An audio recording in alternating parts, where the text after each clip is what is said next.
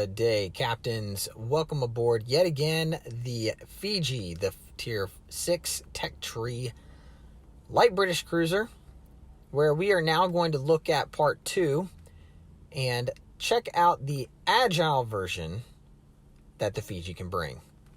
Using a completely different commander this time. I'm just trying to showcase a different type of build that you could use. And so let's get right on to it. Time code is below if you'd rather see the gameplay. So let's get right on to it. We're going to give Bruce Fraser a little bit of a break. And we're going to put Tennant behind the helm of this Fiji. And he provides a very unique way to play. And most of you probably know, if you've seen Hipper videos, that he likes to play most things cruisers and most things agile. So this is going to follow that same motif. And in the inspirations, although not free, they are the Azure Lane commanders Rune and Baltimore, which spec into the rudder. And for Rune, a little bit of the turret traverse.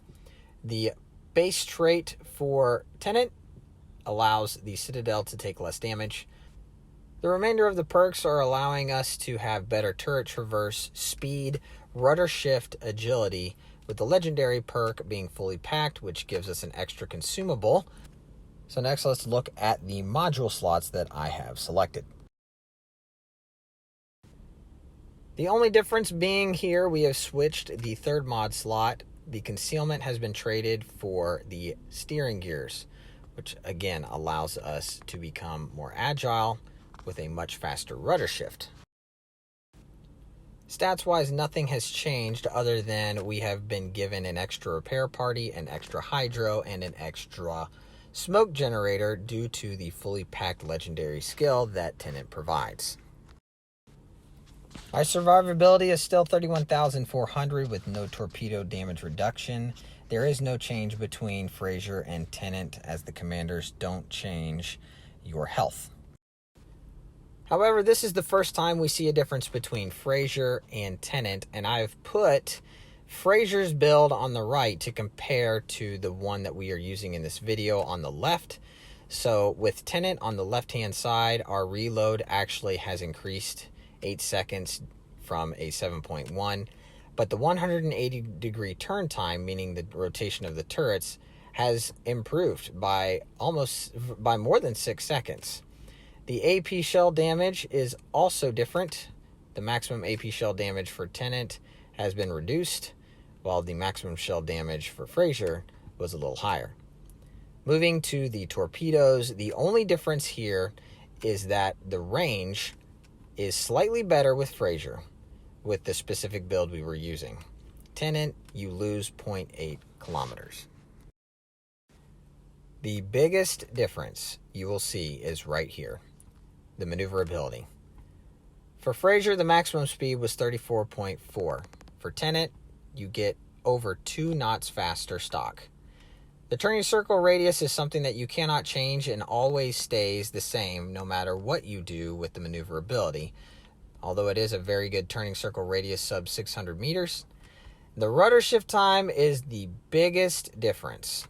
Fraser was at a 6.9 and you lose a whopping 5 seconds, which is huge and extremely noticeable. At 1.9 seconds, this is very shifty.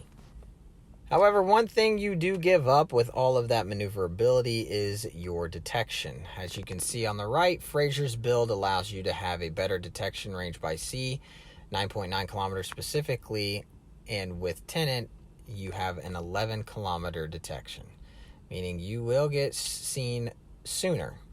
And the detectability by air also takes a hit. Moving on to the armor, nothing has changed. You still have the same 13 millimeter bow and stern, and the rest of the ship is still lightly armored, so battleships can punch through and hit you at pretty much every angle. And the other area that is the biggest stark difference between the Leander and the Fiji is you have a much longer citadel that is raised slightly above the water and extends from the front turret to the back turret, making this a very easy ship to hit for citadel damage. So here we are on the map, Shards, and if you can see on my team, there's a division that unfortunately has a Tier 4 Königsberg in a fail division. And I'm just going to say this real briefly. If you're going to division up, pick the same tier so that you don't accidentally get into a lobby where there are vastly superior ships that are 2 tiers over you. So that's it, rant over. Anyway, moving on to the gameplay. We are on the map Shards, like I said, and we are by ourselves, and we are spawned at A, and we are in the agile Fiji. And before I get started, I just want to say, if you want to play your ship in any particular way, that is your choice. On this channel, I'm not advocating a specific build that I feel you must play. I want this channel to accomplish just a couple goals. One, I want it to be fun. If it's not fun, if it's not entertaining, I don't want to make them. Two, I want to give people options, and I've been playing this game for close to 4 years now, and I have a lot of options at my disposal. And in order to help those who are new, which is my third point, I really want to cater to those who don't know how to play this game, don't have these particular types of ships yet, want to know a little bit more about them, but also want to have fun in the process. So that's the whole point of these videos that I make. So on to the actual gameplay. We're pushing into alpha because we want to support our Asashio, and the Nevni pops up. So the short fuse AP, like we've discussed in the previous videos, is devastating to that. And here on the right, this Mackinson does a really good job of shooting at me right over the islands. Unfortunately, his shells fall short, which could have been disastrous for us because he caught us flat broadside, which he played it right. He just, whether he aimed it wrong or he just got really unlucky with the RNG and his shells fell short. In either case, we don't even take a hit and we survive. However, if he would have played that right, that probably would have been the end of our game right there. So here the anemone pops up. He is being focused by our team, rightfully so, but we get the kill. Again, those short fuse AP rounds are great. Pop the sonar, and there is some torpedoes from the Nevni. And now we're trying to stop, but again, you got to be careful because these like to drift. And more torpedoes are coming in from the cruiser that was just in front of us. And right now my thought process is just to take the cap. Obviously spotting any incoming torpedoes. There shouldn't be any more destroyers on the side after we took out the Nevni. There is one in Bravo cap and one in Charlie. So they did split all the cruisers up evenly across all 3 caps. Here we finally capture the Alpha cap, and now we can just try to get these guys to go away. The Aoba goes flat broadside, so we're going to take a shot and get rewarded with 1 Citadel and a couple of penetrations. The Zara on our left-hand side is kiting away, so as these ships are starting to push out, I am going to push up. Plus the smoke screen that we borrowed from the Asashio is finally starting to run out. But in making this maneuver, we are exposing ourselves to more fire, and we are going to take some hits because of it, because now we become the focus of everybody's attention. And there we take a little bit of a nasty hit, lose about a third of our health, and just making up this simple push to this next island. Which I want to keep the island to my right, on my right, so that we eliminate any fire on a broadside shot. As you can see, there are ships over there that could really decimate us if we pushed out too hard, but we're just focusing the Zara that's in front of us. The Mackinson behind us is really close to our destroyer in Bravo. Just taking a couple shots out there to remind him that he's not welcome. And here we're using our smoke now because it just got a little too hot up here.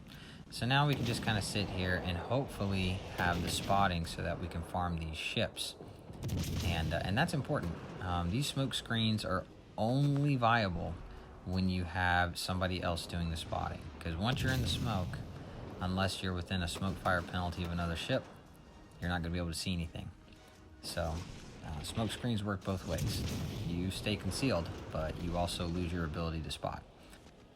Our Nuremberg that is right outside our smoke screen is on life support, and we're going to come up here and try and support him. The Aoba is pushing aggressively around the corner, so we are going to do the same. And we get a shot off before he can see us, and we take virtually all of his health, 15,000 salvo. And we're going to take another shot, and we're going to... No, we're not going to take him out. That's okay. He is gone. The Zara pops back up in the smoke screen, and we're going to take another shot at him and try to wipe him off the board now, clearing up this side. Another shot comes in. I thought that was going to be the demise and the end of the Zara, but we get one more hit, and boom, we take him out. And then we get hit by a torpedo, and I got to be honest, I totally lost track of that torpedo. I saw the other two. I didn't see the one that actually hit me. Thankfully, our damage con was reloaded, so we were able to put that out. And now we've won this side. And as you can see on the scoreboard, we took Alpha rather early, and because of that, our score has been able to increase to a 260 point lead at this point, which we wouldn't have had we not made that move. And although they do have Charlie Cap, they got it much later than we did, which is why we are so far ahead on points. So making these plays, being able to get into positions, even though we just now cleared the cap, and that it took us quite a while to do so, but we were able to keep them out. We took out the destroyer early on. Our team did a really good job of focusing him, and that's why we're at the score that we are. And so those types of plays are really what you want to try and make if you can. Don't foolishly go in if you know you're completely overwhelmed and you're just going to get slapped and removed and sent back to port early. But if you have the support of your team and you have the utility, and in this case we do, it's a great play. Here we're getting just a little too focused by the Leglicionaire. He's doing a really good job of hitting us, so we're going to smoke up. And had we be running Frazier, this would have been our last smoke to use. However, we do have an extra one because of the fully packed skill with Tenant.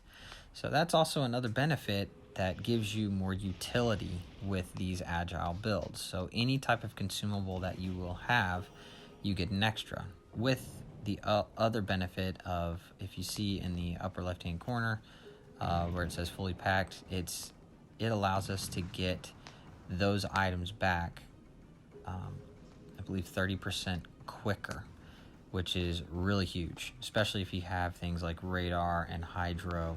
It really reduces the cooldown to give you those things back. So we're backing up into the island. We see those torps coming in, which are from the Leglicionaire. He is he is torping our smoke screen, and because he likely believes that we're in it. Thankfully, the acceleration is so good on these that we're able to easily dodge those. The Pensacola and Leglicionaire are now trying to come around this corner, and I do have sonar, but it's down to 25 seconds. Now we are hydroed by the Leglicionaire. He is right there, and so we're spotted, and we have no way to really hide because he can see us consistently.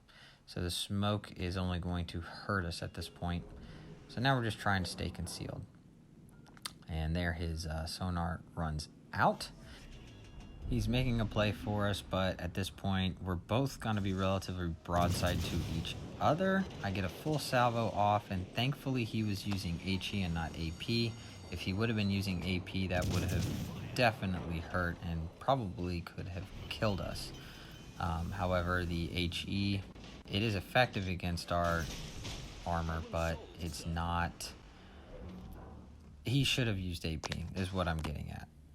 Here the Pensacola is coming around, and we're kind of stuck in between both these ships, and I'm backing up to try and get a shot, but he's going to get torped to death. And in trying to get that shot, I back up, then I try to go forward, and now I'm trying to back up again, and backing up, I shoot first, but I hit the island and negate that whole salvo.